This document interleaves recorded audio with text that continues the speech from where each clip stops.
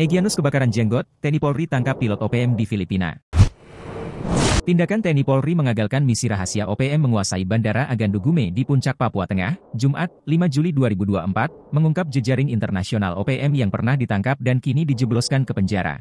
Tercatat, Panglima OPM Goliath Tabuni, Bos OPM Enduga Egyanus Kogoya dan Matias Gobay dipaniai diam-diam menyusupkan orang kepercayaan di beberapa objek vital, lembaga bahkan petuas pemilu. Berdasarkan data yang dikutip Sripokut dari Kompas.com, Anton Gobay, pilot asal Papua ditangkap di Filipina 7 Januari 2023. Tak tanggung-tanggung, dari tangannya disita 12 senjata api ilegal yang dibeli dan diberikan kepada OPM. Kadif Hubungan Internasional Polri, Irjen Krishnamurti dikutip Sabtu, 6 Juli 2024 mengatakan, Anton Gobay ditangkap bersama 2 warga Filipina. Hal ini berdasarkan laporan penyidik, jika Anton terpantau beberapa kali bertemu jubir OPM Sebdi Sambom di Filipina. Atas perbuatannya itu, Anton lalu diadili di pengadilan Filipina akhir Februari 2024 lalu.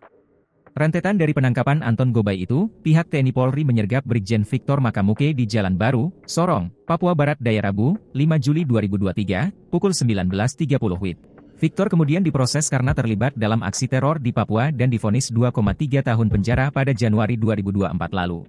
1 bulan berselang, Satgas Operasi Damai Kartens menangkap Epson Nirigi, diduga ajudan andalan Panglima OPM Enduga Egyanus Kogoya.